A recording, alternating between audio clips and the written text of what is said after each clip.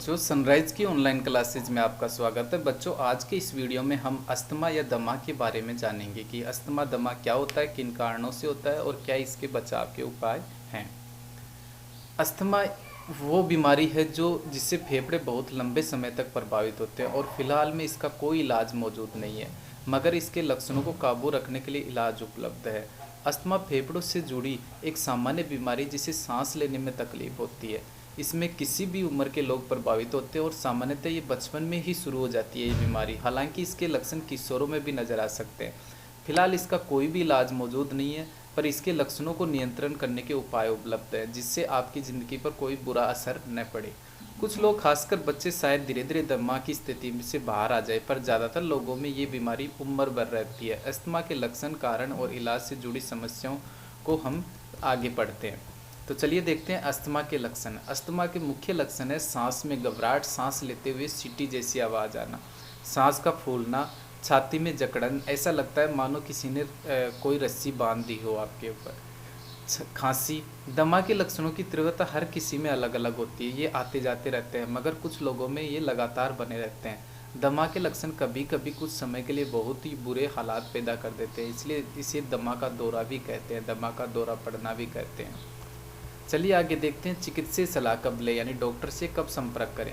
अगर आपको लगता है कि आपके बच्चों में दमा है तो अपने डॉक्टर से मिलें। कई बीमारियों जैसे छाती का संक्रमण, कॉर्निक पल्मेरी डिजीज जैसे COPD यानी दीर्घकालिक फुफ्फुसी अवरोधक रोग होता है, इसकी सही जांच के लिए सही इलाज करना बेहतर होगा। दमे का पता करने के लिए आपको डॉक्टर के पास आमतौर पर आपके बच्चे के लक्षणों को, सांसों संबंधित कुछ साधारण जाँच करेगा और उन साधारण जाँच से पता लगेगा कि आप में दमा है या नहीं।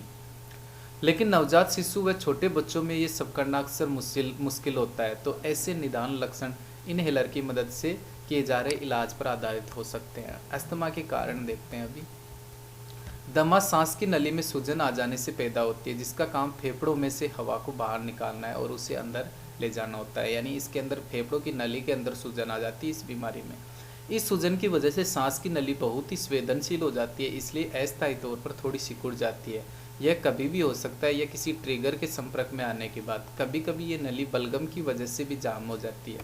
अस्थमा ट्रिगर क्या होता है, चलिए वो देखते हैं। अस्थमा ट्रिगर क्यों होता है।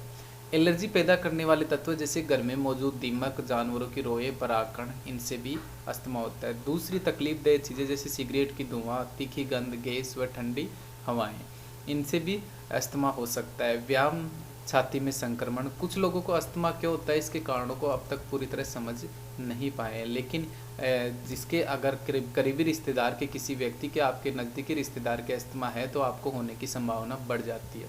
चलिए अब देखते हैं अस्थमा का इलाज। अभी जबकि दमा का कोई इलाज मौजूद नहीं है, पर सारे इलाज उपलब्ध है जिससे रोग को नियंत्रण किया जा सकता है, यानी इसके लक्षणों को नियंत्रित कर सकते हैं। दमा के ज़्यादातर इलाज इनहेलर का उपयोग किया जाता है। इनहेलर क्या होता है, एक डिवाइस होता है, यानी कि एक यंत्र होता है जो सांस लेते हुए आपकी सांस की नली में एक स्प्रे यानी कि पाउडर या एक दवाई को पहुंचाता है। वो दवाई आपकी नली को आराम देती है। इसके मुख्य इलाज है दमा के ट्रिगर को पहचाने, यानी किस वजह से आपको अस्थमा हो रहा है, हो सके तो उससे बचना। रिलीवर इनहेलर एक ऐसा इनहेलर जिसका उपयोग दमे के लक्षणों को रोकने के लिए थोड़ी देर में किया जाता है, यानी एक रिलीव इनहेलर एक डिवाइस से इसका उपयोग किया जाता है दमा के लक्षणों को रोकने में। प्रिवेंट इनहेलर एक ऐसा इनहेलर जिसका उपयोग नियमित तौर पर रोज़ सांस की नली में मौजूद सूजन को कम करने के लिए किया जाता है। तो इस तरह हम इस दमा से बच सकते हैं। वीडियो देखने के लिए धन्यवाद।